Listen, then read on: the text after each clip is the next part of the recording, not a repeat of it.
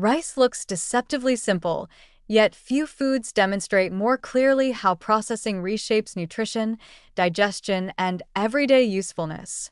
White rice, brown rice, and parboiled rice all start as the same grain, but the path each one takes before it reaches the pot changes what the body receives from it. When you look at the numbers behind nutrient retention, cooking behavior, and metabolic response, a more nuanced and encouraging picture emerges, one where each type of rice has strengths and smart preparation can amplify its benefits for different people.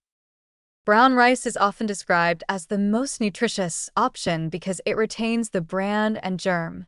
Numerically, this shows up clearly.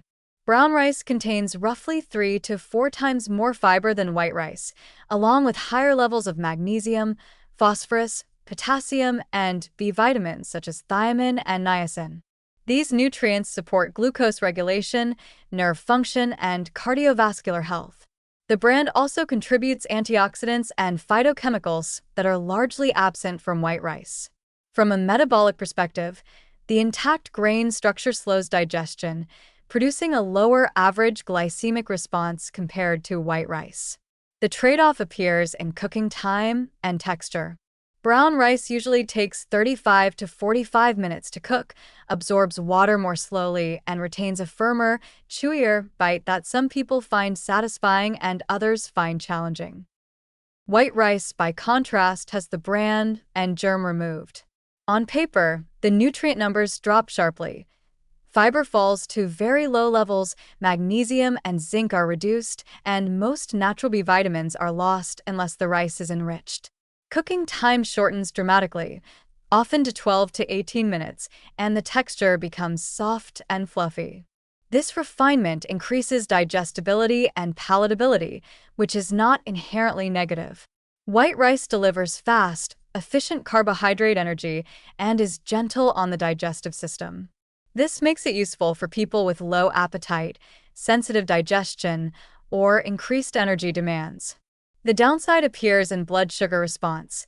Fully gelatinized white rice starch is rapidly absorbed, often producing higher glucose and insulin spikes when eaten alone.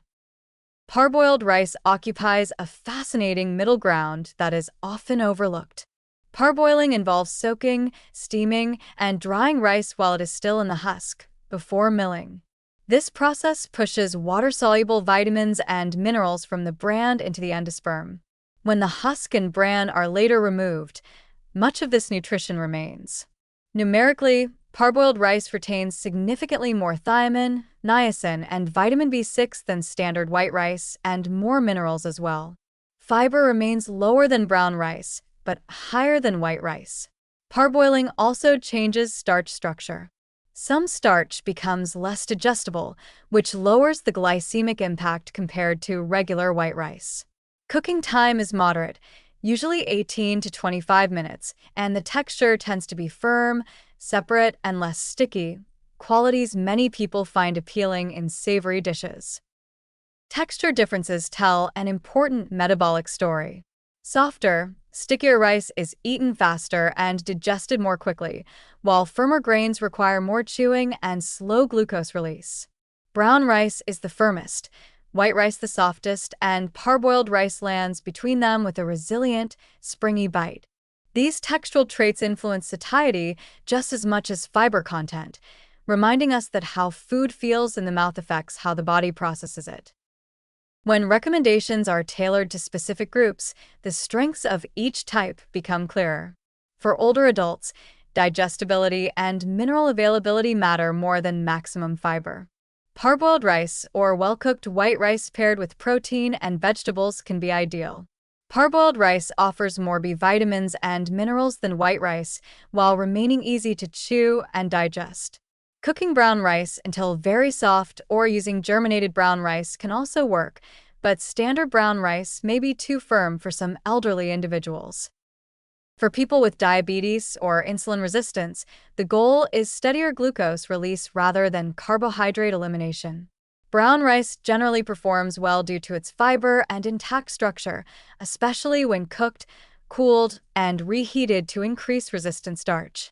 Parboiled rice is another strong option, often producing a lower glycemic response than white rice with a more familiar texture.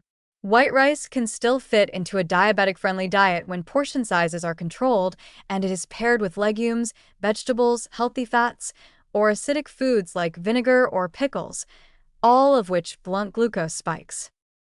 Athletes and highly active individuals often benefit from faster carbohydrate availability. White rice excels here, providing quick glycogen replenishment before or after training. Parboiled rice can be useful for sustained energy during longer activity days, while brown rice works well in meals farther from intense exercise, where long-lasting fuel and micronutrient support are priorities. In this context, choosing rice becomes a timing strategy rather than a moral decision. Cooking hacks further blur rigid categories and allow each type of rice to perform better. Soaking brown rice for several hours before cooking shortens cooking time and improves mineral absorption. Using a pressure cooker can reduce brown rice cooking time to under 25 minutes while producing a softer texture. Cooking any rice, then cooling it overnight and reheating it the next day increases resistant starch and lowers effective glycemic impact without sacrificing comfort. Adding a small amount of oil during cooking can also modestly increase resistant starch formation. For white rice, choosing enriched versions and pairing them consistently with protein and vegetables restores much of what refining removes at the meal level. What the numbers ultimately show is not that one rice is universally superior, but that processing changes the nutritional emphasis. Brown rice emphasizes fiber and minerals, white rice emphasizes digestibility and rapid energy, and parboiled rice balances nutrient retention with practicality. When matched thoughtfully to individual needs and prepared with simple techniques, all three can support health rather than undermine it. This perspective shifts the conversation away from rigid rules and toward intelligent use, where rice remains a versatile, nourishing staple rather than a source of confusion or fear.